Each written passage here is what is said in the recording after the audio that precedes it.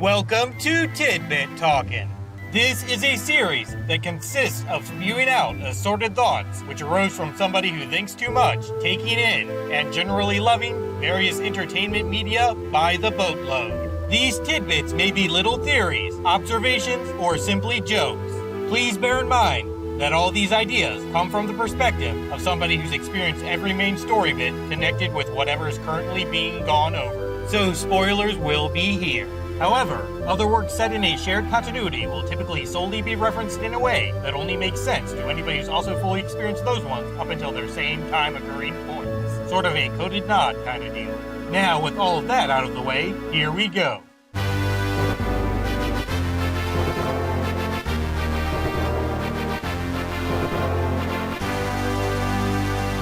Smith's front door is sealed at the game's beginning because he can't be bothered with other requests while making that festival sword. Zelda can waltz in freely either with some kind of royalty-granted skeleton key or magic. The Minish will never show themselves to Epic Snotkit regardless of how good he's been because his nose makes him too gross. A small Minish group near Link may have recognized him as somebody capable of wielding the Picori blade and tripped him so he didn't get turned into stone protecting Zelda. That kid getting rocked would pretty much screw everybody's chance at being free from Bati's terror. Aside from that whole only children can see Picori people deal, the king was probably comfortable with sending Link alone because he's aware that this young boy resembles past heroes and is likely descended from at least one of them. These portals that allow somebody to shrink and visit the Minish all seem to be things children would like to play on and or near. Those same Minish who apparently tripped Link earlier may have gotten that jabbernut ready for him to consume upon his villagey arrival. The elements exhibit enormous shadows because their normal massiveness is glimpsed from above before they shrink down to Minish size.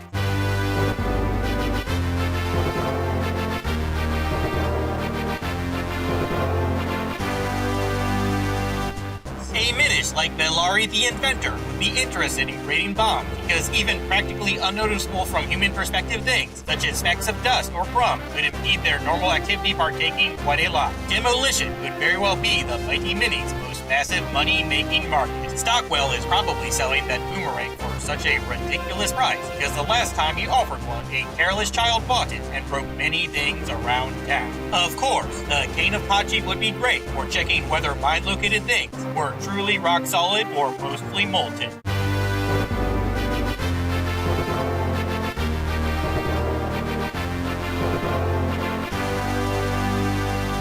The element's power is what constructs each clone. One's natural mystical energy gets used for granting the original sword wielder control over those copies, though. The Minish typically only appear before children because mostly not grown folks are far less likely than adults to try things such as coercing them into repeatedly placing rupees into one's own home or other greedy scheme resembling junk, as those Minish cap likely couldn't provide every desire a wearer would have. However, it might have been capable of at least bringing into reality anything an early human's relatively tiny mind could imagine. The thing simply got a Triforce resembling reputation based on how much it impressed ancient dudes who didn't know about this world's true almighty relics. Also, things like the Light Force and Great Fairy Magic might be particularly potent because they leech off power left over from that first Triforce use. Switchblade's Rock Breaker technique isn't just about using precise movement to achieve the force necessary for shattering every stone and pot a traveler encounters.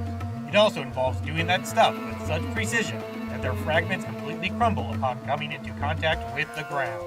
Dashing attacks are of course all about balance and control, so you don't ram your sword into innocent bystanders or yourself by either charging or falling. Plus, there's some technical stuff to landing safely after hitting a wall or whatever. This not sacred or heroic bow is in an ordinary area chest because every Wind Tribe member wielded the weapon, as it's good for fighting both ground and air-based foes.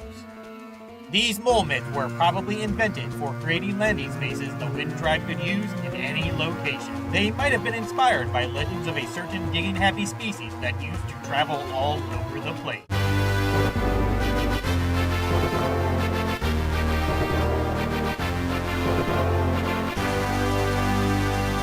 That mysterious shell-accepting figurine guy may have magical powers which enable him to transmute the things into whatever he wants. This would include rupees, which is how he lives off of his little trading business. He demands more shells as time goes on, because going over every figure already mystically manufactured for a particular customer in his head is quite the strenuous task. This dude simply doesn't feel like putting forth such effort without the chance for more literal money making.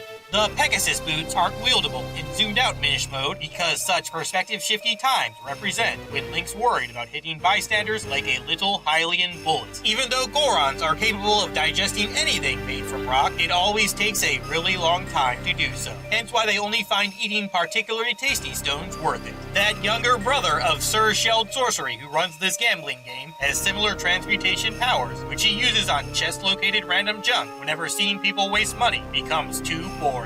Scarblade and the other only offering enhancement battle mentors are confused about their own skill levels because they can't decide which is more impressive between having the creativity to come up with an entirely new technique or somehow making one that already exists even greater.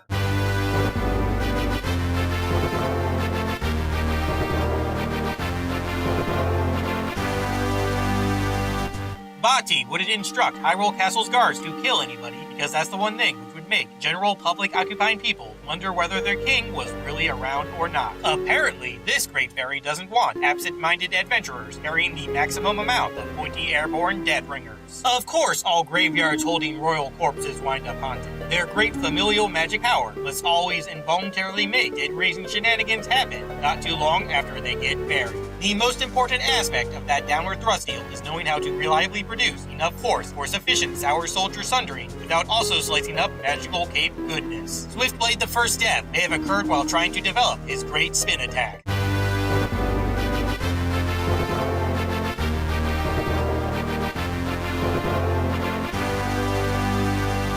The Light Force may just be that Minish Dimension's equivalent of a certain dry-labeled one. It must only work once during each princess's lifespan whenever that dimensional door is open. Hence why Zelda doesn't just immediately solve everybody's problems all the time. Bati didn't transform Hyrule Castle earlier because he wanted to wait until Link was actively storming the place for villain-slaying purposes, so getting lost in a location that would seem familiar related hoopla would ensue. The crazy, formerly little guy might have made even more ruinous renovations than originally intended to ensure he'd have ample time for Zelda power siphoning. Mr. Malevolent Menace has the library closed off after creating Dark Hyrule Castle because he's afraid there might be info inside about a spell that could prevent him from achieving his goal.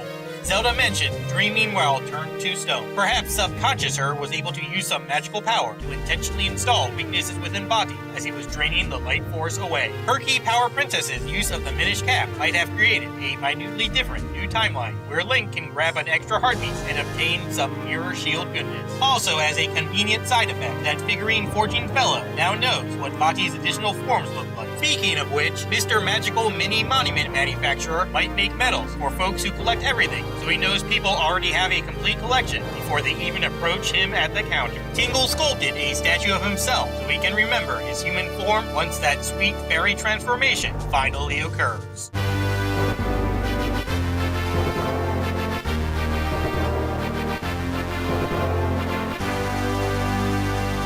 This opening mentioned hero may be Skyward Sword Link's son or grand one, who was forbidden by him from using the Master Sword. The guy could have spent his whole life grieving for feet and was thus uncomfortable with others wielding it. The Gus Jar may be a bellows that was modified by a Lanairu robot who likes to collect things. Kinstones might be some sort of magical artifact created from a descendant of that one dude who used to be a demon in Skyloft. Regular boomerangs were probably based on this first magical one, which itself was inspired by the idea of directly using a beetle for warfare deals. Whether a red or blue potion is better must depend on the evolution of mushrooms in each game's featured Hyrule.